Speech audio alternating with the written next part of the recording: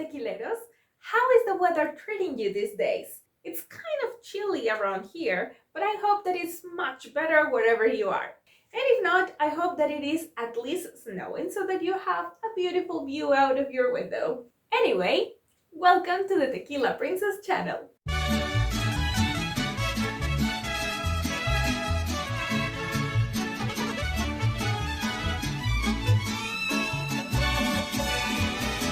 Hi! If you are new around here, my name is Ro, and I am a Mexican former flight attendant, super passionate about Mexico, tequila, and aviation. So those are usually the three topics that you will see the most in this channel. Every year I start by writing down all the birthdays of my family and friends in my calendar so that I can plan ahead. And while doing that, I realized that there are many holidays in the calendar that are, Mexican and that no other countries have them. And some others that might be shared but we celebrate in a different way. So I came up with the idea of telling you all of the holidays that we celebrate in Mexico so that if you come to Mexico during any of these dates, you know what to expect and find a place to party or not.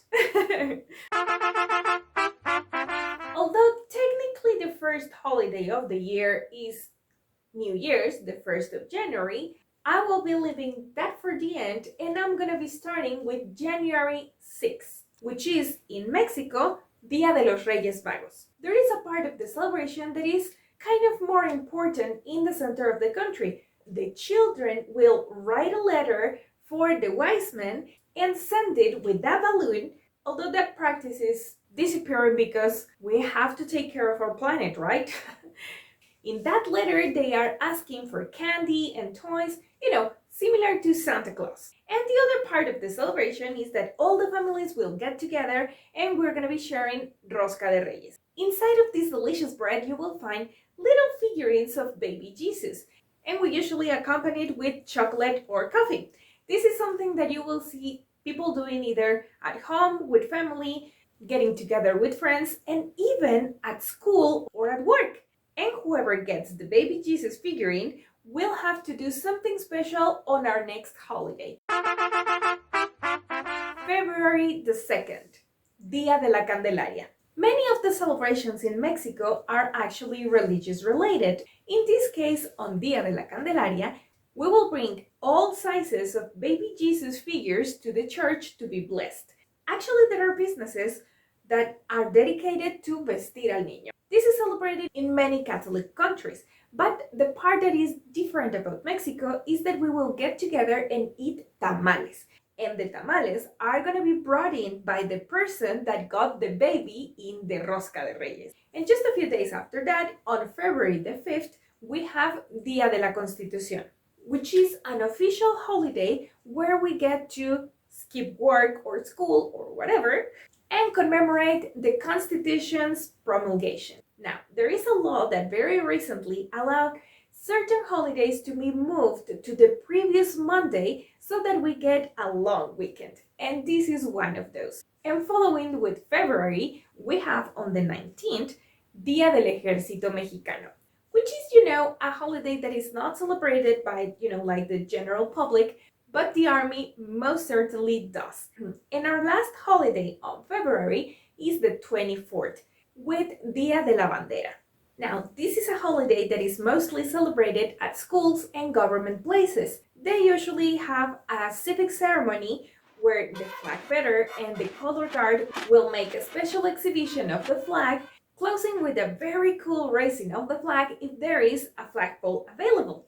And sometimes we even have a war band. Let's move on to the month of March. Here we have two dates. The 8th of March, when we celebrate the International Day of Women, and we also have March 21st, which is Natalicio de Benito Juárez. This is another one of those official holidays that will send us on a long weekend. And because it matches spring solstice, we usually also have spring-related festivals at schools with kindergarten and elementary school children. Speaking about those, on April, we only have one holiday that is actually dedicated to them. The 30th of April, we have Día del Niño, a day that although we do have to go to school, we usually receive tons of gifts, so we are okay with it. Most of the teachers and the school board will usually organize activities for the kids. They will get candy and toys and games, and it's such a fun day. And then we're moving on to a month that I'm pretty sure you are waiting for, which is May. And we're gonna start with May the 1st, which is an official holiday, but this one do not move around, so it's always gonna be celebrated on the 1st, and it's a day that we get off. And well, because it's Labor Day, we decided that the best way of celebrating is by doing nothing. A couple days after, on the 3rd of May, we have another festivity, Día de la Santa Cruz. This is another holiday that is not celebrated by, like the general population. That day is known also as Día del Albañil, which is the construction workers. Usually, the patrons of the construction will bring a lot of food and drink for them, along with a priest to get a blessing on the construction site, and they will be placing a cross.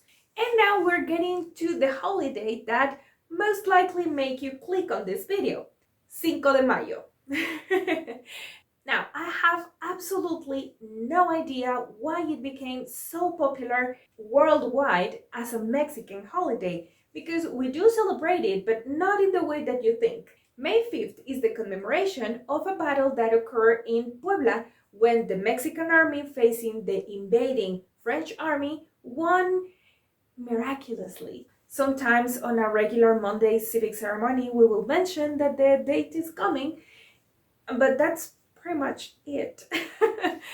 Although there is a place where you will find a little bit of party going on, which is precisely the city of Puebla, where this battle took place. And they usually have also a parade and a little bit of party, but most definitely nothing compared with what usually the Mexican community in US does during this date. But I gotta say, when I was little, May was my favorite month because we have a celebration on the 1st and the 5th, and then the 10th and the 15th. On the 10th of May, we have Día de la Madre.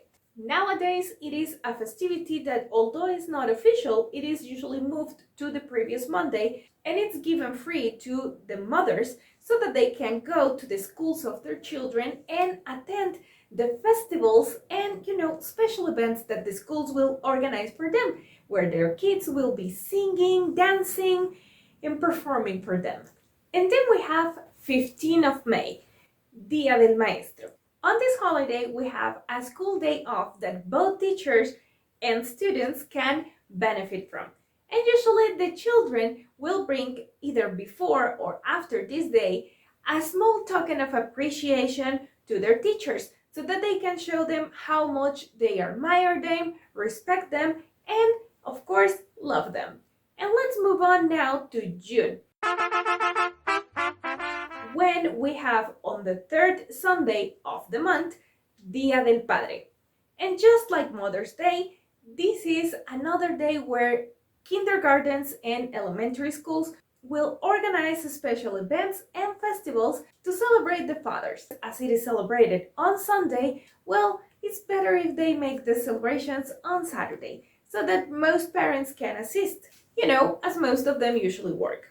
And curiously, the next 2 months we do not have any particular holiday. July and August are usually the 2 months that the kids get off from school. So I think we have party enough, at least the young ones. And the grown-ups, well, we get to go to work. During September, we have what I consider is the most important Mexican celebration of all. On September 16th, we have Día de la Independencia. And yes, for those who were a little bit confused about Cinco de Mayo, that is most definitely not Mexican Independence Day. As you can see, it's several months later. As the actual cry of war to start the independence movement back in 1810 started pretty late at night, we usually start celebrating on the 15th with, music, food, and a lot of fun. And at midnight, you will have the president of the country at Palacio Nacional making a recreation of this very famous cry of war, which is known as El Grito. From the balcony, they will be naming several national heroes, and the people will be cheering with a very loud Viva! And after that, we will have, of course, fireworks, a lot of food, a lot of drinking, and a very good party. And the next day, on the official holiday, we get the day off that is, of course, not one that moves around, and we have a military parade on Mexico's Zócalo. And after that, we have the 12th of October, Día de la Raza.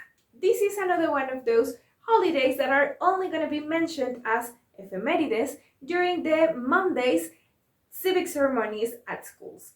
But besides that, and remembering that Christopher Columbus arrived to America on that date, well, there is pretty much nothing going on. Let's move on to another very, very popular and worldwide known Mexican celebration, Día de los Muertos.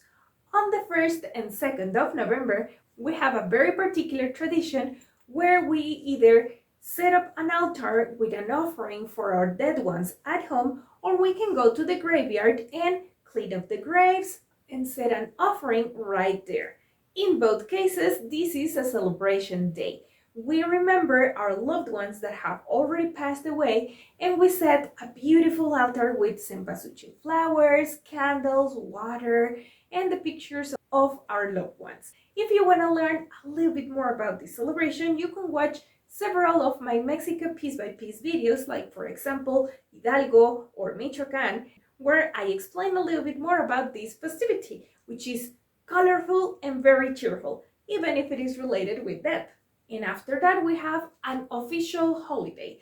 On November 20th, we have the anniversary of the Mexican Revolution, which was pretty much like a civil war in Mexico back on 1910, and we commemorate this day with a civic ceremony, and we have a military parade on Mexico's Zócalo, similar to the one that we have for Independence Day or Día de la Bandera. And we have reached, of course, our final month, which is December.